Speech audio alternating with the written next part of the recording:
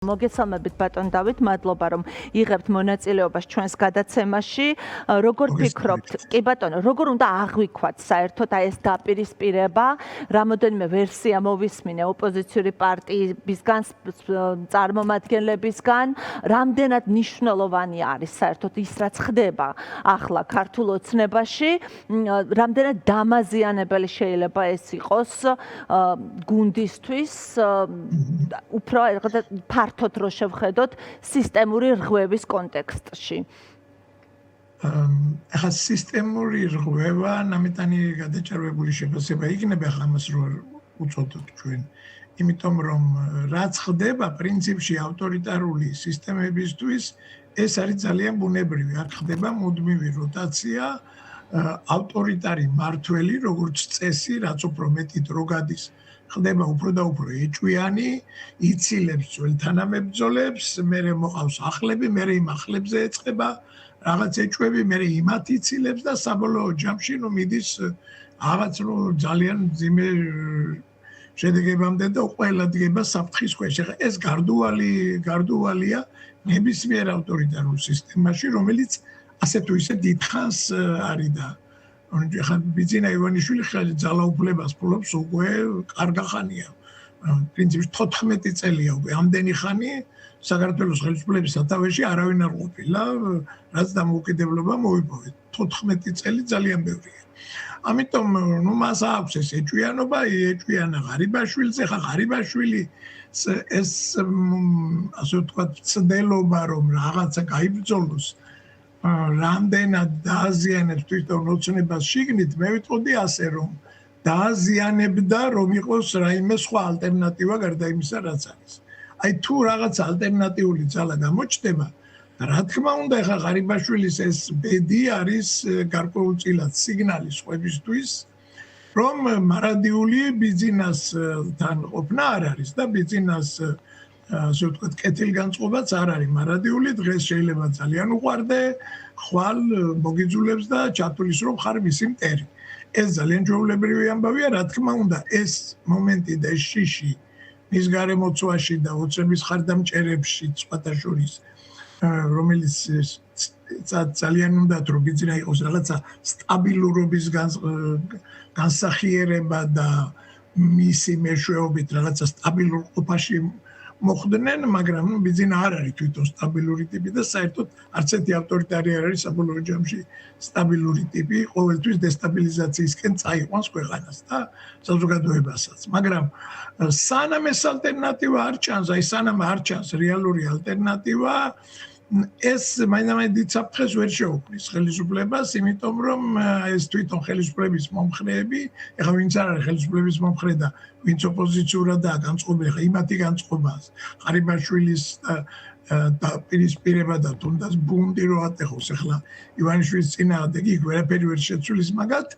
მაგრამ თვითონ მომხრეებში პრინციპში ისინი თუ ეს ალტერნატივა არ ჩანს, უფრო შეშინდებიან და შეიძლება ითქვას უფრო მიიღუჟებიან რაღაც ბიზნეს ფრთებს და შეეცდებიან რაც შეიძლება ნაკლები იმოძრაონ და იხმაურონ.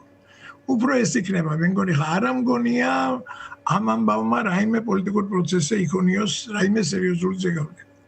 კი ბატონო და ქვე მინდა გკითხოთ რომ კობახიძის არ ვიცი დღეს კობახიძის ბრიფინგი ვიხილეთ ჩვენ თქვენ მიიჩნევთ თუ არა რომ პრინციპში სხვათა შორის ძალიან მნიშვნელოვანია რომ ეს ბრიფინგი დღეს დაინიშნა და რა თქმა უნდა კობახიძემ ზუსტად იცოდა რომ კითხვები დაისმებოდა ღარიბაშვილთან დაკავშირებით ფიქრობთ თუ არა რომ ეს იყო პრინციპში უკვე პასუხი ღარიბაშვილს ივანიშვილისგან და მან სხვათა შორის თქვა რომ თითქოს ის როგორც ნახა ბრიფინგამდე რაღაც ცოტა დაბნეულიც ჩანდა, არ ვიცი, ასე მომეჩვენა ყოველ შემთხვევაში მე. ნამდვილად ეს იყო რუსუდან დუმბაძის წყალობით აქვე აღნიშნა აუცილებლად, მაგრამ აი რა, კი ბატონო, რა დაინახეთ, აქ არის თუ არა პასუხი და რას ნიშნავს ეს პასუხი თქვენთვის? რა პასუხი მიიღო დღეს ღარიბაშვილმა? ძალიან მარტივი პასუხი იყო, საერთოდ ეს ბრიფინგი იყო დანიშნული ზუსტადაც რომ ღარიბაშვილის უშინდელი განცხადების საპასუხოდ უბრალოდ მათ არ უნდათ ასე რომ გაეფორმებინათ და ამიტომ კიდევ ერთხელ მოგვიყვანს ის რაღაც გეორგიევსკის ტრაქტატის თავიანთი ზღაპარი რაღაცა და თავიანთი რომ უფრო მაკეთკენ გადაეტანათ აქცენტი. ასე მგონია მე, იმიტომ რომ პრაქტიკულად რაც ადრე ილაპარაკა გეორგიევსკის ტრაქტატზე და რაღაც პრაგმატულ ვითომ პოლიტიკაზე, სუსტად იგივე გაიმეორა, არაფერი ახალი ამ მხრივ არ უთქვამს. რამე ახალი მესიჯი აქ არ ყოფილა. ამ მხრივ ეს უბრალოდ გააფორმის. ამ სოუსით მოგვაწოდეს ღარიბაშვილზე გამოხმაურება. ღარიბაშვილის მიმართ ძალიან მარტივად ითქვა, რომ მისთვისაა ეს უარესი, რაც მეც იხმაურებს, უარესი დაემართება. დაახლოებით ასეთი პასუხი იყო ახლა. ოღონდ ცოტა მაინც კობახიძე არ ჩანდა, მაინც მოყოჭაღებული ამას თუმცა ამბობდა, რომ შეიძლება მასაც მოხდა ბატონისგან. რომ საერთოდ ღარიბაშვილი თან რო არ არის ჩუმად, შეიძლება ბიძინა ივანიშვილმა ჩათვალოს, რომ ეთქობა რაღაცა წესიერად მას ვერ გააგებინეს ვიღაცებმა რაშია საქმე და როგორ არის და ვინც ვერ გააგებინა შეიძლება იმათაც დაატყდარის ხო. თორემ პასუხი ძალიან გასაგები იყო, რომ გასაგებია სხვა რა იქნებოდა ახლა აქ არ გამორიცხულია რამე სხვა პასუხი ყოფილიყო. და სხვათა შორის აქ ძალიან მნიშვნელოვანია რომ ეს ბრიფინგი ეძღვნებოდა მართლაც წარმოუდგენელ შოკის მომგვრელ თემას, გამოხმაურებაც მოყვა უკვე სოციალურ ქსელებში აი ამ გეორგიევსკის ტრაქტატს, რომელიც გააცოცხლეს ასე ვთქვათ და მიაწოდეს მოსახლეობას რატომ. მოდი ამას კითხვად დავტოვებ, რა ხდება ამ ყველაფრის გარშემო, როგორ ფიქრობთ? მართლა არ მესმის ეს. რაიმესთვის მზადება ეს? თუ რაიმესთვის მზადება, ეს რა სჭირდება? და მარტივად დაუშვათ და რისთვის შეიძლება იყოს მზადება. ჩვენ ხო ვიცით რუსეთის მოთხოვნები რა არის საქართველოს მიმართ. ყველამ ვიცით, ეს არის ერთი რაღაც ინფორმაციის შესვლა. აი აზერბაიჯანი, სომხეთი, თურქეთი როა, რაღაც 3+2 თუ ერთი გაერთიანებას ყველაზე ნაკლებად თავარი მოთხოვნა აფხაზეთის და სამხრეთ-ოსეთის აღიარება. ეს არის თავარი მოთხოვნა, ხო? და ეს ისეთი მოთხოვნა პრაქტიკულად, პირველ ეტაპზე იგულისხმება რაღაცა ხელშეკრულების დადება სწორედ სამხრეთ-ოსეთთან და აფხაზეთთან, თორე ზეპირად ისე სააკაშვილის დროს ჩვენ აღებული ვაქვს ვალდებულება, რომ სამხედრო ძალას არ გამოიყენებთ, ასე ვთქვათ, ტერიტორიული თლიანობის აღსადგენად, სააკაშვილს ეს პირობა დადებული აქვს ზეპირად, მაგრამ ხელშეკრულება არაა გაფორმებული. და სეპარატისტული მხარესთან ხელშეკრულების გაფორმებას გარკვეულწილად მათი აღიარება იქნება, ეს ყველას კარგად გვესმის, ხო? ამას ითხოვს რუსეთი და მერე ვილაპარაკოთ სხვა რაღაცებზე. ეხლა თუ ამას აპირებენ, ეხლა ამას ვერანაირ გეორგიევსკის ტრაქტატი ვერ გაამართლებ.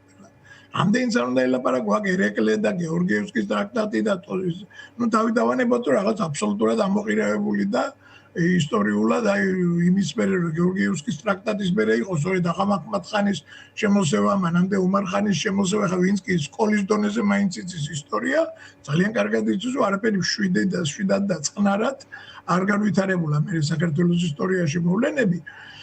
არ ვიცი, ამიტომ მაინც და მაინც ეს ცოტა გაუგებარია ჩემი აზრით, თუ რუსეთში უკაცრავად და შეტენვას აპირებენ, ამის გარეშეც შეუძლია ძალიან თავისუფლად შეეტენონ, იმიტომ რომ ხარი გეორგიევსკის ტრაქტატზე ამდენსა ბაცორად უნდა ილაპარაკონ რუსეთში შეტენვა, მაინც იქნება რუსეთში შეტენვა და რეაქცია ამას ყველა ვარიანტში მოყვა ერთი და იგივე.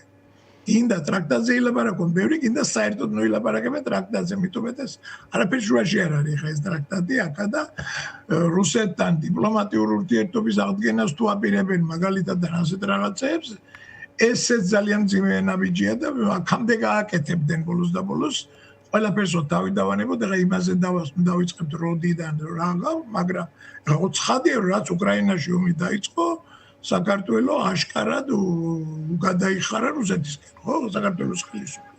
ეს აშკარად ჩანს და განსაკუთრებით მე მაინც უფრო მგონია რომ რუსეთთან ურთიერთობა ბიძინა ივანიშვილისთვის მნიშვნელოვანია ორი ასპექტით. ერთი ეხლა არ მგონია რომ რაღაცა ხელშეკრულება ის გაურბის ამ ხელშეკრულებებს და შეთანხმებებს, თორემ აქამდეც რაღაცაში აი ყოველ შემთხვევაში იმ რაღაც 3+2-ში აქამდეც ჩაერთვებოდა და არც არაფერი არ მოხდებოდა დარწმუნებული ვარ განსაკუთრებული ქვეყანაში. ამის გამო გავაპროტესტებდა რამდენიმე 1000 ადამიანი და მორჩა, ისედაც ვინც ისედაც აპროტესტებს. ხო და ბატონ დავით, კი ბატონო, ღარიბაშვილის თემას რო დაუბრუნდეთ, როგორ ფიქრობთ, აქვს მას რესურსი იმისა, რომ მართლაც სერიოზული მამხილებელი იყოს იმ გუნდის ივანიშვილის, მაინც აი რა გაძლევთ, ანუ რას თქვენ გულისხმობთ, რომ მას ამის, ასე ვთქვათ, ნება და სურვილი არ აღმოაჩნდება, შნო არ აღმოაჩნდება თუ არ ფლობს იმ ტიპის ინფორმაციას, რომელიც არ ვიცი, მაგალითად, მაგარ გახა კუკავა იყო ჩვენი გადაცემის სტუმარი და ჩამოთვალა ძალიან ბევრი რამ, იგივე ეროსი კიწმარიშვილის თვითმკვლელობა, იგივე სხვადასხვა გახმაურებული სქემები და საქმეები, რაც შეიძლება ისაუბროს. ეხლა მაგალითად სიტყვაზე იყო დაუშვათ და მოკლეს ვიღაცა. თვით მე მოგალია ხო არ იტყვის არაგაც ამას ხო არ აღიარებს. დაუშვათ დაშვებას ვაკეთებ. ანუ თუ რაღაცა კრიმინალზეა ლაპარაკი, მაშინ თვითონაც არის პასუხისმგებელი და საკუთარ თავს ხო არ ჩაუშვებს. ისეთი რაღაცა რომ მარტო მიწინა აკეთებდა და მე არაფერ შუაში ვიყავი, ხა ასეთი რა უნდა იყოს ისეთი მისი პრემიერ-მინისტრობის დროს ყველაფერზე არის თვითონ პასუხისმგებელი. ბუნებრივია ეს არაფერს განსაკუთრებულს არ იტყვის, ეხლა და ისეც ვერაფერს ვერ ნუ აგერ რომეო მიქაუტაძე ვნახეთ ბატონ დავით, რომელიც ამბობს, რომ ფული მიქონდა ლილუაშვილთან და ორივე დანაშაულის მონაწილე იყო, მაგრამ ჩვენივრად თქვა ეს ყველაფერი. არა, რომეოს რო არ ეთქვა, არ ვიცოდით ეხლა ჩვენ თუ რა, ისეაც ვიცოდით ეგ ხო რა, რამე ახალი გავიგეთ ჩვენ რომეო მიქაუტაძისგან. გავიგეთ, რომ ფული მიქონდათ სუსის შეფის კაბინეტში. кейსით ჩემოდნით. ხადია ეხლა მე აქვს კიდეც. ახლაც მე აქვს ვიღაცებს. ეხლა ხო ვიცით ეს და უამრავი ჟურნალისტური გამოძიება ამის თაობაზე ხა. მაგრამ ის რომ ამას ყოფილი ქართული ოცნების წევრი ამბობს, სხვა ტონს არ აძლევს ამ ყველაფერს თქვენთვის ბატონ დავით. არსებულ ვითარებაში ჩემთვის არანაირი მნიშვნელობა ამას. ეს ხო ვიცი ისედაც რომ ასია. ეს ხო არის ის ხალხი მოსული, მაგრამ ქართული ოცნების ამომრჩეველმა იცის. ქართული ოცნების ამომრჩეველმა რო იცის, იმიტომ არის ამომრჩეველი ქართული ოცნების ამომრჩევლის დიდ ნაწილს უნდა რომ ეს ჩალიჩი სივრცე კონდეს, თვითონაც ფულს აკეთებდეს და კარგად იცხოვროს და მაგის გარანტად ხედავს ბიზნესს. ამიტომ ეხლა უბრალოდ თუ ვიღაცას ამხელენ კორუფცია ქართული ოცნების ამომრჩევლისთვის, როგორც ასეთი. სულაც არ არის პრობლემა. გააჩნია ეს კორუფცია ამ კორუფციაში ვინაა ჩამული. თუ თვითონ არის ძალიანაც მოსწონს. მე ვუყურებ ყოველ შემთხვევაში დღეს ვინც არის ქართული ოცნების ამორჩეველი, მე არ მგონია იმათთვის კორუფცია იყოს სერიოზული პრობლემა. კი ბატონო, მადლობა ძალიან დიდი